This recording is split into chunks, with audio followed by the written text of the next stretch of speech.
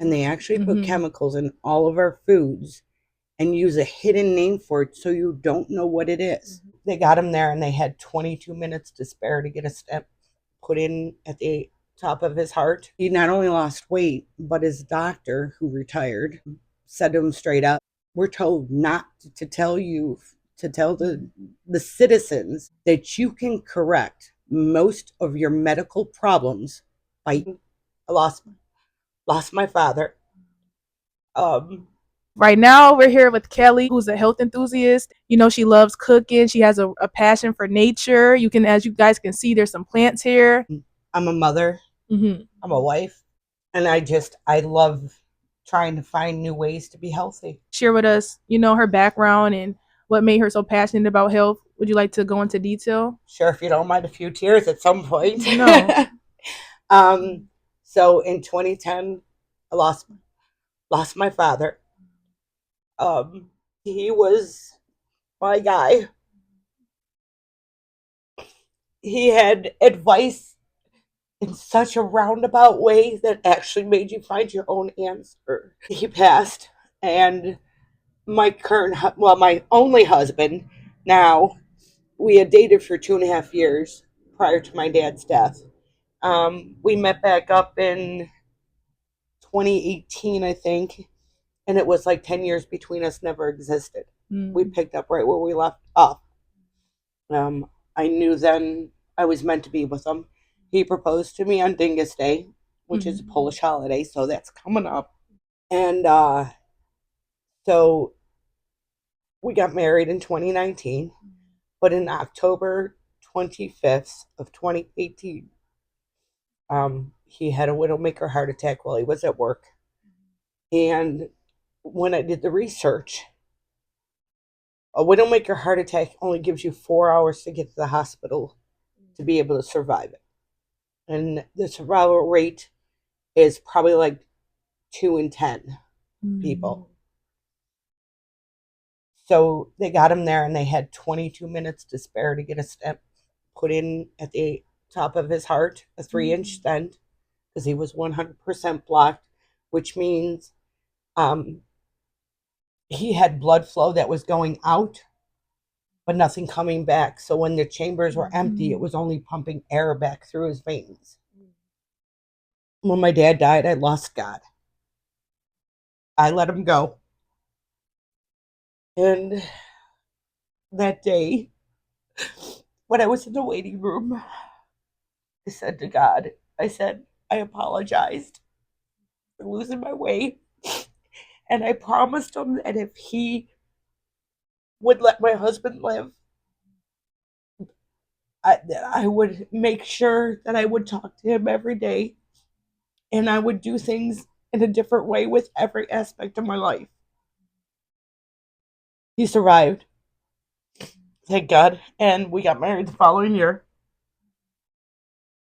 And ever since then, we had COVID struck. After COVID, unfortunately, my husband's job burnt down. So he went on semi retirement. And while he was home some days while I was working, he was finding different things weird with the food. And he would say to me, "Did you notice how this tastes different?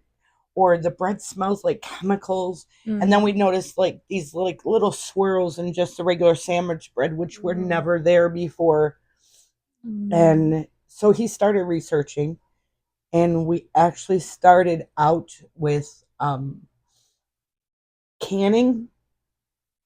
My mother used to do it when I was younger, so I grabbed her canner. We started with applesauce. So back last year in September, I started. I canned. I bought 45 pounds of apples from Mm. Niagara County because we buy all local produce. We don't buy anything from the stores. And we did 38-quart jars of applesauce. Mm. 12 of them were cinnamon applesauce. Mm. And the only thing that is in that applesauce is literally apples. Good. Apples and water. Mm-hmm. I have given so many away, and people are so shocked. But my mother used to do that when I was younger. She did it with apples, she did it with peaches, pears. I mean, she was canning everything and anything she could, her and my father. So what exactly is canning for like people who don't understand what that Okay, is? so canning is You mind if I just pick your mic up just a little? Yeah. Sorry about that. no, that's fine. So like with the apples, you got to peel them and core them, Mm-hmm. and then you put them in water. You make them mushy. You pull them out of the water. You put them in a big bowl container. We use a 26 quart roaster, Mm-hmm. and then you smash them up, and then you put them in the mason jars, Mm-hmm. and then you put them in a water bath canner, which it has a rack that holds up to 9 jars, Mm-hmm. and then you submerge it in the water for so long, and when the timer goes off, you take the jars out, you turn them upside down, you set them on your counter on a towel, you let them cool, then you flip them over, because you got to make sure every one of the lids, Mm-hmm.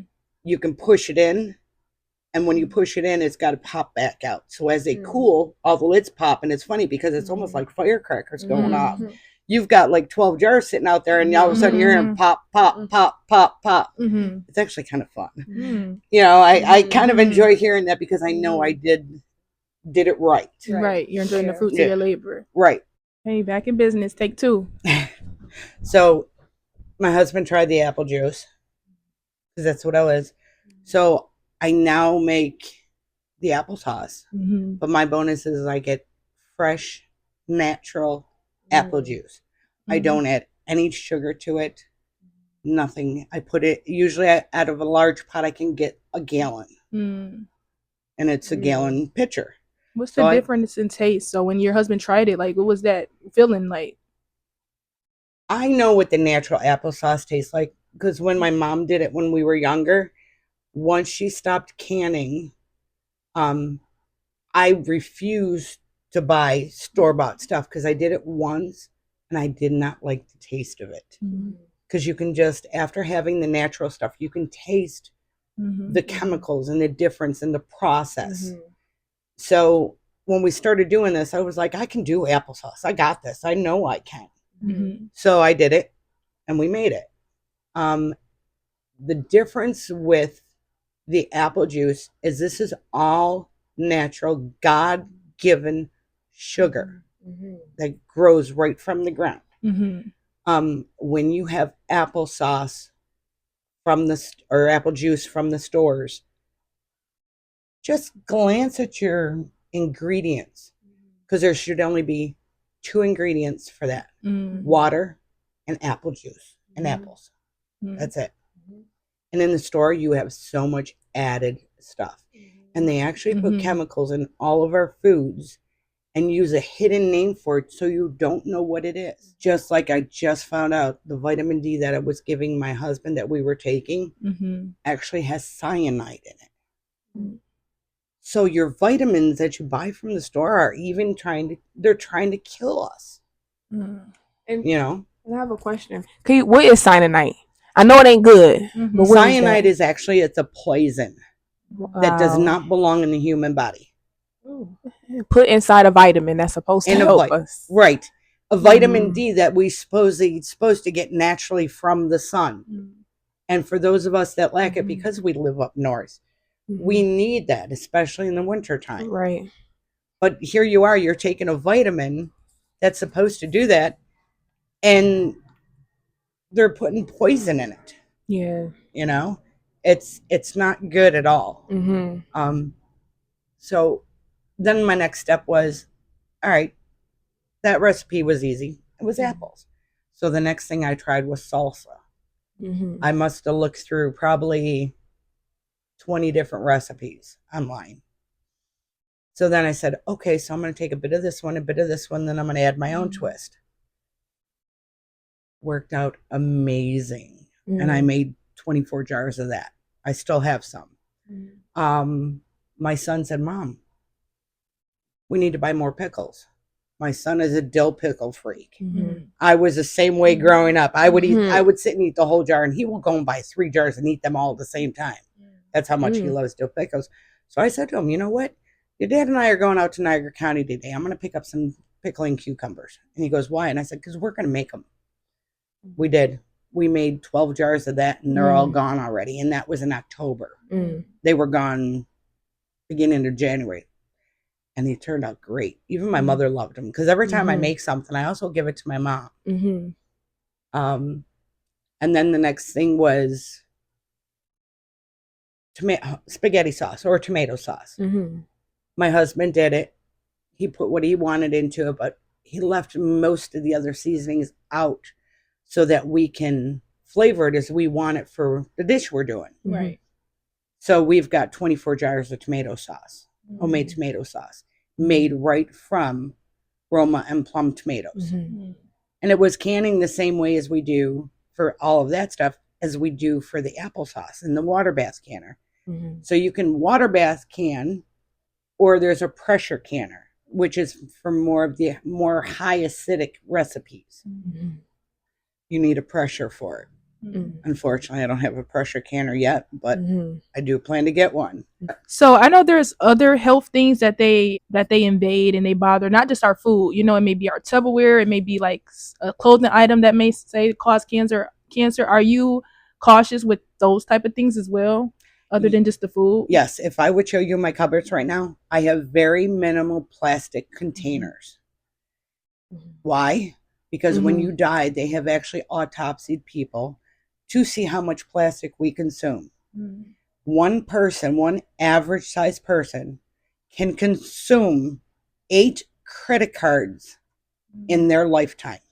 That's terrible. So most of your plaque from heart attacks, blockages, it's plastic. It's coming from your food containers. Like I still have plastic, but we store the food in it in the fridge. When we go to heat it up, we put it in a regular. My husband's coming in. Mm-hmm. We put it in a regular dish, Mm-hmm. but I also have glass containers for when I go to work. Mm-hmm. I don't want to reheat my stuff and have plastic.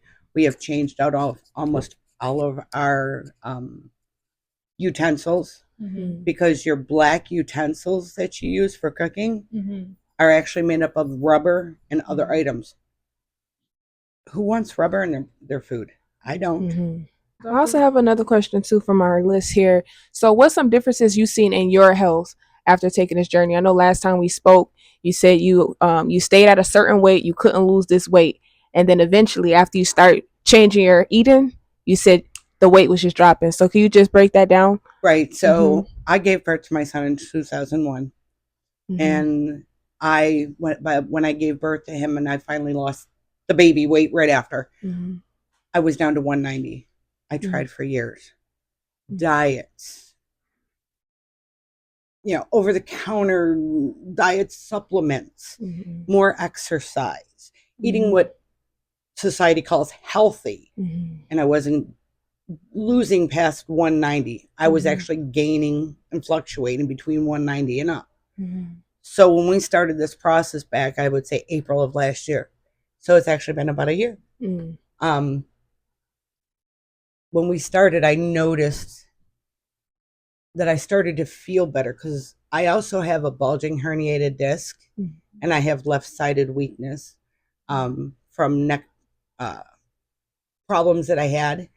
And they don't know how I'm walking, let alone even standing, because I lost that much weakness on my left side.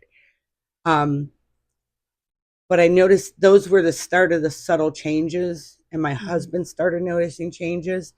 And when I went to the doctor, I think it was September, from last April to September, I went from 203 pounds down to 178. And that was just eating healthy and not society's healthy, but the way my husband and I have found to eat.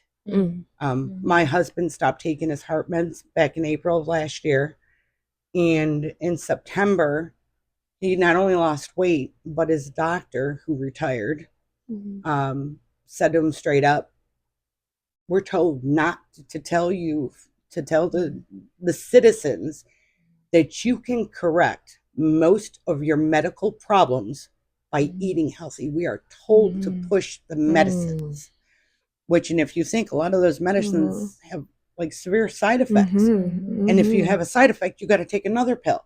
They're keeping us unhealthy. making me emotional. Like my eyes are just, cause Yeah. it's just like, that is crazy. Yeah. Like that is crazy. You Now, know? I have asthma, COPD, beginning stages COPD. I do have a rescue inhaler, but that's the only medicine I take when I need it. And if I do need to take something else, I use lemon oil. It's an essential oil. I don't buy it from the store because if you get a natural one like from doTERRA or Young Living, you look at the ingredients, it's literally just the oil from the lemon plant that they do it. And that's what you call from seed to seal. Whereas if you buy it from the grocery store, it's manufactured in a plant and there's additional chemicals in it. It's not therapeutic grade. So I guess actually I started with that years ago, probably about a good 10 years ago, without really realizing it. I do take ibuprofen when I need it. But for the most part, if I get a headache or something, my son and my husband will not. They don't take anything unless the headache is bad enough. I use peppermint oil right on the base of my neck, and it takes the headache away. Have you ever backslid into eating something that was processed, and how did that affect your body, you and your family's body? So, no, when I am home, I don't, but I am guilty because I do work. Right. And I can't always take a dish of healthy stuff with me to eat, especially in the wintertime.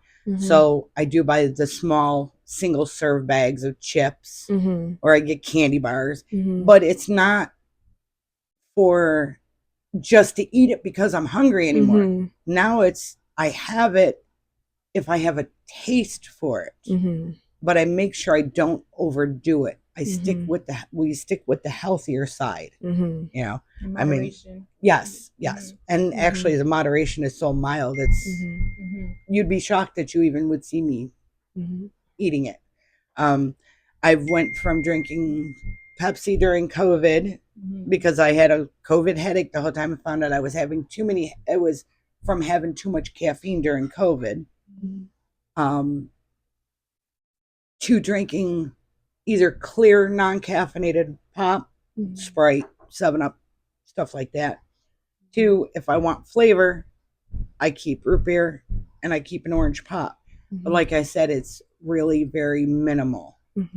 We do have a water cooler, which I have to go today and I have to get another bottle, but we drink a lot of water in this house. Now, I know you said you get organic eggs. I know last time we spoke. Farm fresh eggs. Yes. But you said at one point you did get some eggs from the grocery store and that affected your body differently. Oh. Can you tell us about that experience? Because it's a difference I know between the organic eggs, right, farm fresh eggs versus grocery store eggs that you said they put major difference. Yes. So growing up, what do you think eggs look like? Color?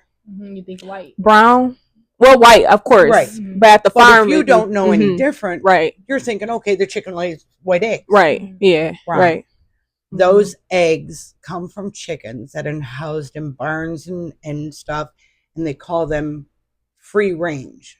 All that means is they have their chicken coops in there, but all their food is thrown on the floor. They don't eat bugs. They don't nibble on the grass. Okay.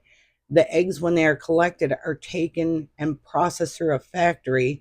They have a chemical wash that they have to go through and a bleach wash. Eggs are porous when you take the outer, honey, what's the word I'm looking for? The skin? The bloom, when they wash them off, they're porous. So what you're actually getting inside that egg, you're getting chemicals and bleach that you don't need. Right. The eggs can be stored. It can take 90 days for the eggs to get from the chicken when they take them from the coops to the store, and there's an expiration date on them. So your eggs are already actually turning bad. So when we started doing all this, we started buying farm fresh eggs from the farmers out in Niagara County. And you're going to hear me saying that a lot because that's where we go for all of our produce and our vegetables, whatever. We don't buy anything from the stores anymore. Okay. And I looked at my husband. I said, "Well, these eggs are different colors." He goes, "Well, that's what they really look like. They could be yellow, they could be green, they could be brown." Mm-hmm. I And didn't know it's they could be green. green. It not only depends on what they're being fed, Mm-hmm. but how much sunlight they are not getting, the chickens. Okay. Mm-hmm. And it's not like a deep green, it's like a lighter green. Like a hint of green. Yeah. Mm. And I actually, when I first tried it, I thought, oh my God, this is a real egg from a real chicken. This is going to be really, really gross, you know? Mm-hmm. And I ate it and I went, oh my God. And then I had one from the store and I went, oh yeah, this just doesn't taste right.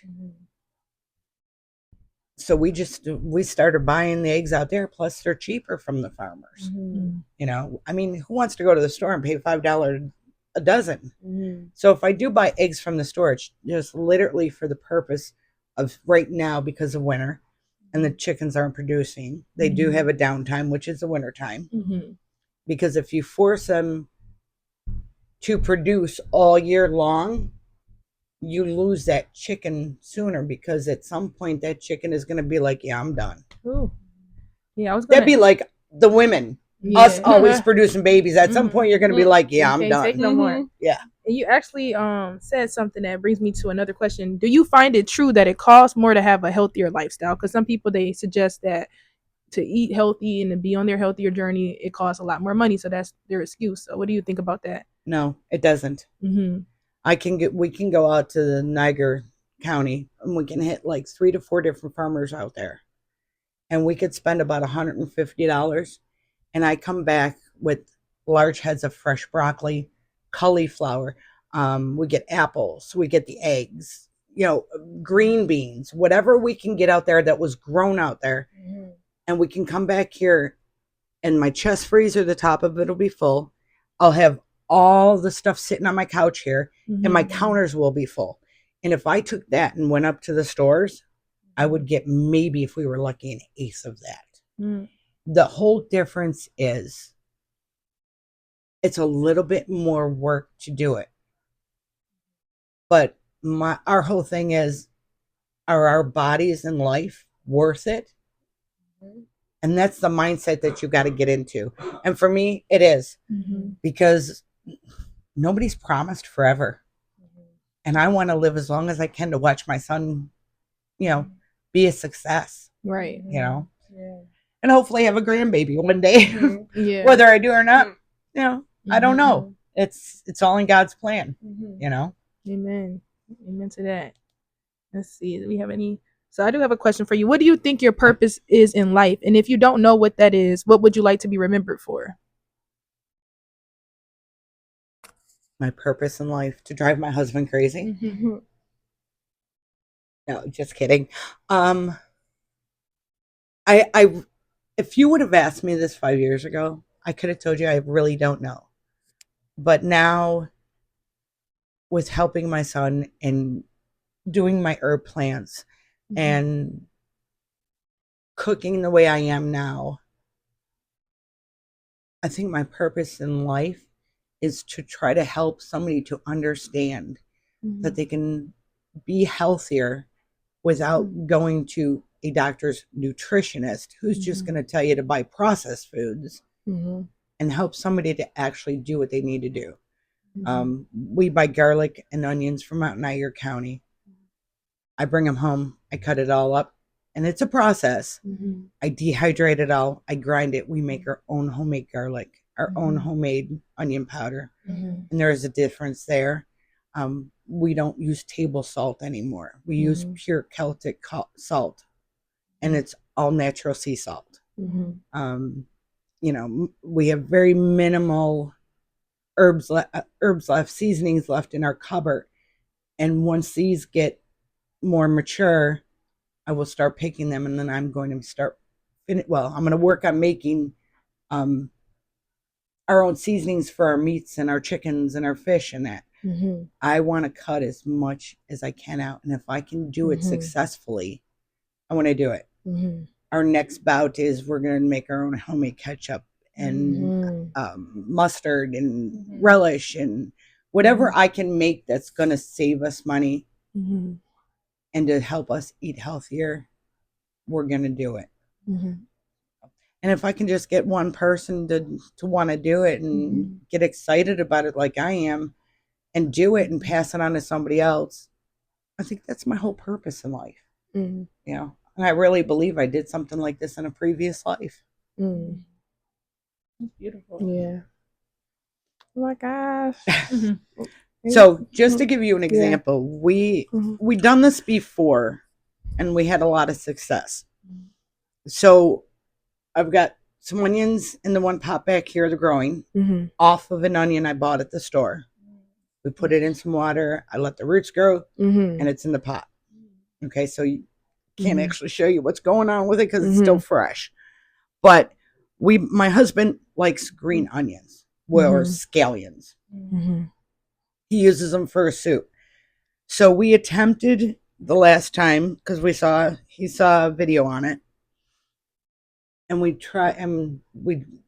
just put it in literally some water, okay, and the roots grew long. The green stems regenerated, and we kept cutting them down Just from being put in water, it's crazy. just Wow. from being put in water. Wow. That's how Wow. you can. And once these roots Can I are, show them if you don't mind? yeah, Okay. I don't know if it, yeah, why not? So this is what she's talking about. This the onions, and it's just water in that cup, y'all. So So yeah. the garlic is the same way. If you Mhm. get a clove of garlic from the store, we're currently waiting till we go back out to Niagara County because Mhm. we want local produce, not stuff that's Mhm. been shipped in from Peru or California or whatever. Because half Mhm. the time it's already dead Mhm. and you can't get the roots to grow, which I just Mhm. recently found out with a clove of garlic I bought. Mhm. Had it in a week and a half and I was getting nothing. I was like, Mhm. yep, you're gone. Um, you can do it with garlic. You can do it with onion. You can do carrots, but the only part of the carrot you're going to get is the Mhm. green off the top of it. That's the only thing that'll regrow. Mhm. So I'm going to be planting these once the roots go a little bit longer. Mhm. And if they go once they go longer and they do take, Mhm. we're going to grow our own green onion. Mhm. You know, just like the garlic. Once that garlic, once I get that bulb, if those roots take, I break it apart, I plant it. We're going to have our own garlic. We won't have to spend money on it. So in the long run, with doing this, you're not only going to end up saving yourself money, but you're going to eat healthier. Mhm. It's just a little bit of time that you got to take out of your life if you want what's best for you. Mhm. With us eating healthier, my son has ADHD. We've noticed he's come down a bit, and without him really realizing it. Probably got that Wow. less unnatural sugars and stuff. Exactly. But I also think that the doctors are told they have to diagnose so many Mhm. every year Yeah. to push the medications to keep the big pharmas in business. Mhm. This is stuff they don't want you to know, Mhm. you know? And it's just, it's crazy. It truly Mhm. is, you know, Mhm. like this plant here. I can't wait because this is my barbecue rosemary plant. So when I do barbecue sauce, I'm going to put some of that in there. I didn't even know there was barbecue rosemary. Me Listen, either. I didn't either until I saw it and I was like, oh my God, we got to try this. So earlier you was telling us that you had one of your plants, one of your girls, she was like a little dry or oh no, she was toppled right over. and then you said something. Did you like to like rehash that and Sure. So first of all my plants are named. Mhm. Okay. Not only naming them, but when they know who the caregiver is, who takes care of them, you actually have an unknown mental bond with that plant. That plant will know when you're gone and it knows when you're coming back. It's kind of a little creepy to be I try not to think about it.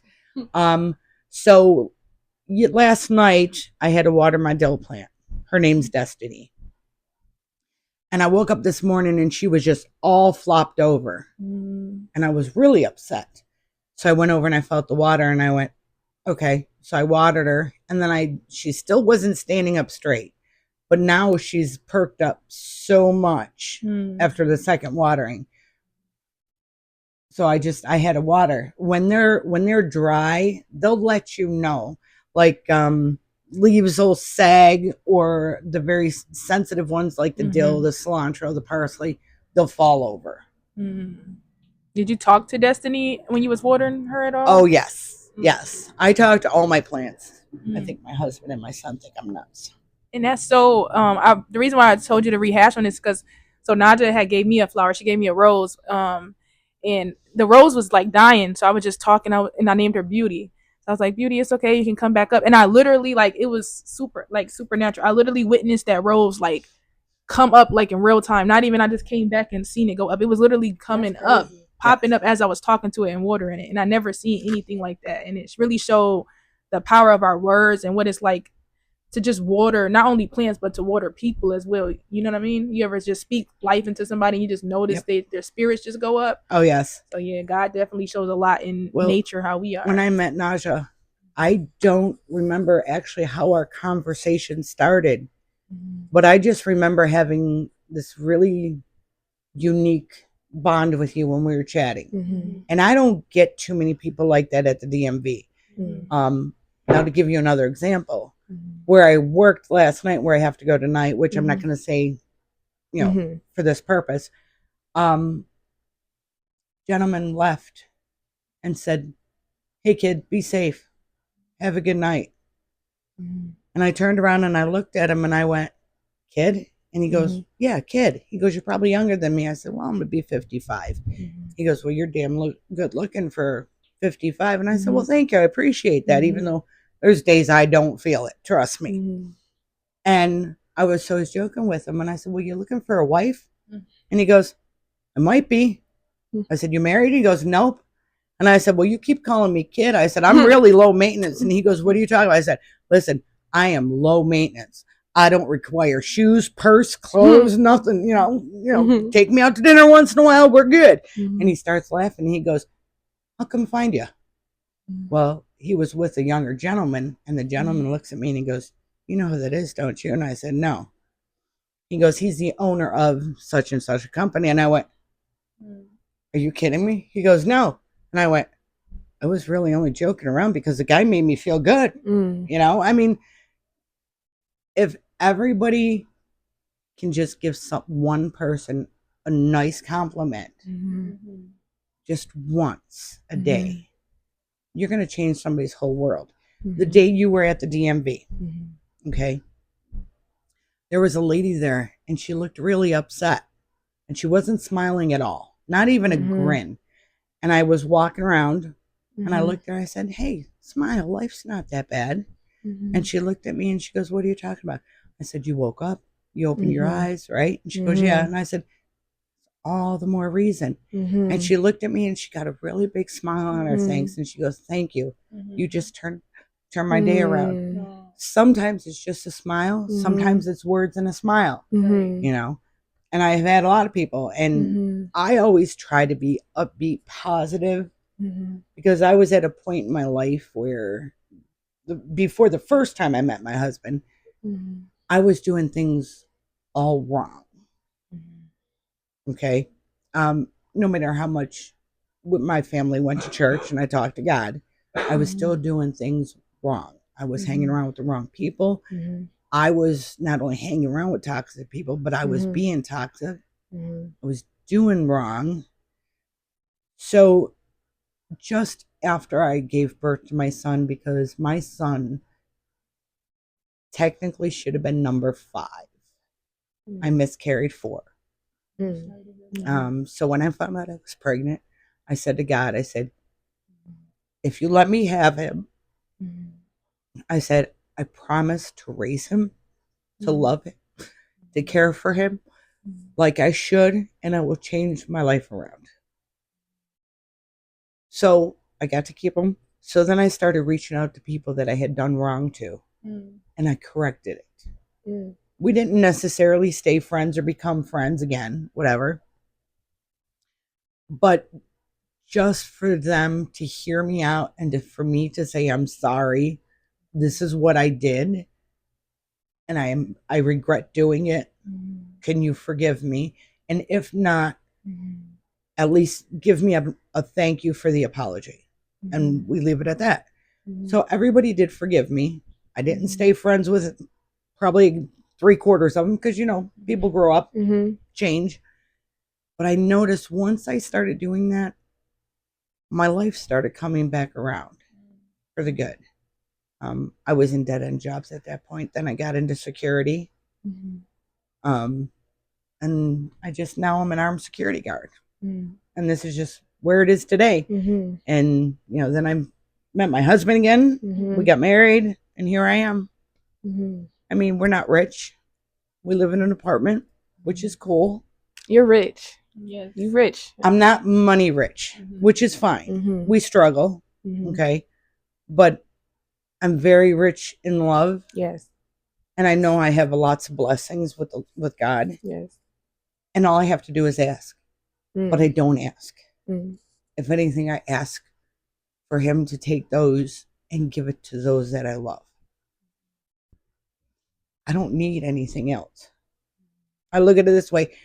I'm probably almost near the end of my life, not like real soon or anything, but, I've lived a good life. And I'm happy with it.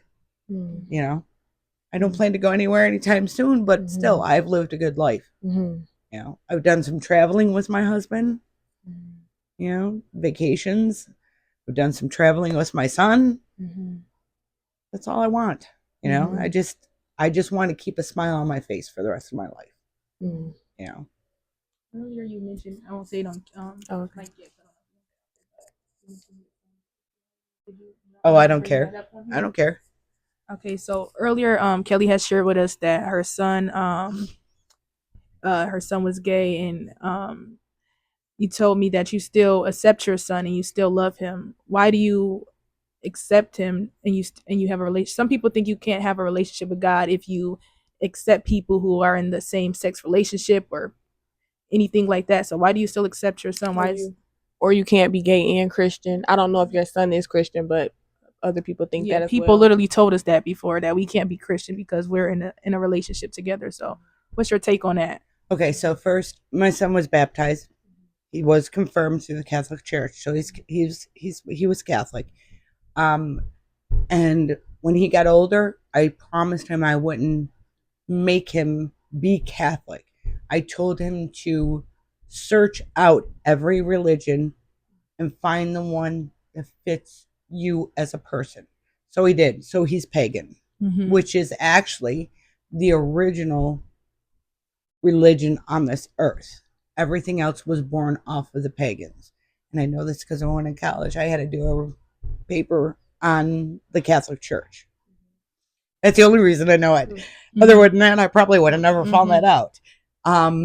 So one day my son and I were arguing and he got mad at me. Now, when he gets mad, his eyes change colors. When he's happy, they're like a bluish hazel. You can see the blue specks where the white should be in the hazel. And when he gets mad, they go totally dark. So we were in a really heated conversation. And his eyes went dark. And I looked at him, I said, what are you going to say? And he looks at me and he goes, I have to excuse the language here. He goes, I'm fucking gay. How do you like that, bitch? And I went, Oh, Lord. and I just looked at him like this and I went, so? And he goes, what do you mean, so? Aren't you mad? I said, no, did you say it because you think I was going to be mad? He goes, yeah. And that's when I told him that when I found out I was pregnant with him, I said, I promised to love you, to care for you, and to raise you no matter what. I said, and that meant religion, sexuality, political belief, or anything else in this world. And I said, I think I've done a pretty good job. And then all of a sudden his eyes changed back to the blue with the hazel. And he looked at me and he goes, I was afraid to tell you. And I said, so our heated conversation that had nothing to do with what you just said was the way you internally needed to tell me. And he goes, I needed to tell you. He goes, but I wasn't intentionally trying to do it that way. See, I had made him mad with our conversation. So he was trying to get back at me. That's why he used the words he did. Mm-hmm. And I looked at him and I said, well, guess what? Let's sit down. So we sat down and we talked. And I told him, I said, I don't care. I said, I gave birth to you. I said, you are my son. And I love you no matter what you decide or what you do in life. He goes, well, you told me if I would get arrested, you wouldn't bail me out. I said, you're damn right I won't bail you out. I said, you're going to sit in that jail cell and stew. And he goes, you'd really do that to me? And I said, you better believe it. Your grandfather told me the same thing. I was a military brat. So I was raised kind of hardcore because, you know, my dad was military, my mom wasn't. But I raised my son just like my parents raised me. You know, example, Christmas time. I watch my friends post pictures of thousands of dollars worth of gifts from these little kids. I've watched it for years. My son, maybe if I'm lucky, 100, 150 bucks. Do I look at it and go, I wish I could give him those. I wish I could do that for him. But I'm giving him something even better, especially because he's an only child. He's got my love and attention and my affection. Right.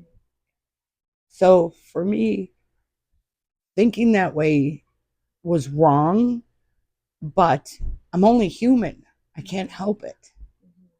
I gave him the best gift ever, right from the moment he was conceived. It's never going to change, no matter if he tells me he's a Democrat, a Republican, a conservative, whatever, you know, pagan. Okay, great, you're pagan. What do we do now? He goes, nothing. I said, I don't believe in the Catholic Church and what they want us to do, you know, different little things or different things, period. I said, but I love Christmas. Well, you know, I said, stop. I said, I love Christmas.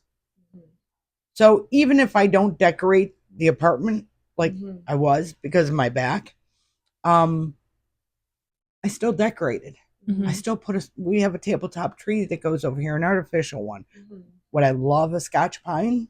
Yeah, because that's truly Christmas. I mean, that smell just, it comes from childhood tradition. But I still decorated, you know. And then when I took everything down, my husband was nice enough to take it down to the storage unit for me, and then I put it away. But I will always decorate for Christmas. I got Easter stuff. I don't always decorate for Easter. I don't always decorate for all the other holidays, but I will always decorate for Christmas. And he says, well, that's about the Jesus birth. And I said, not really. And he goes, what are you talking about? And I said, Jesus was born. He lived. He did die. I said, but Jesus' birth is when a human baby is born, when he is conceived. And he goes, what do you mean? I said, it's life. I said, to me, I said, that's what Christmas signifies. You know? I said, I get that one time of the year where I can get that Christmas spirit from everybody else. Yes, I love this Christmas spirit. Everybody's all jolly and happy. Right. I mean, you still got the not so nice ones. Yeah, that's bound to happen. But I really realized what the Christmas spirit was the year after my dad passed away. Looking at my mom. She hasn't been the same since. You know, she doesn't. She's had guys ask her out on dates where we go camping just for coffee. She won't do it. You know, and it's hard to watch. You know, my dad was her one true love. I never really thought about it till after he was gone. Yeah. So I guess, you know, doing the herbs and like I got my sister into doing it. She's grown like cucumbers, tomatoes, Oh, what was that other one Kim grew last year that she lost? Wasn't it cabbage? Brussels sprouts. Um, she did it, so I got her into doing the herbs now. So she's got some herbs growing in the house over there. So, but little does my mom know I'm over inundating her one flower bed with all mine because I'm not allowed to plant nothing over here. Unfortunately, I wish I could. I had a nice flower garden going. I had hummingbirds here, and then they said nope, no more, and they ripped them all out. So I don't even get the Not hummingbirds. they ripped them. That's crazy. Yeah, well, if I told you the name of the landlord, you'd understand probably. That is ridiculous. Ridiculous. You can at least let you take your own plants out. Yeah. And ask him, I was out there every day weeding it and caring for it and making sure they were watered. And yeah, that's why this feeder is out the one window that you see, and then the other shepherd hook is at the other one. You know, so.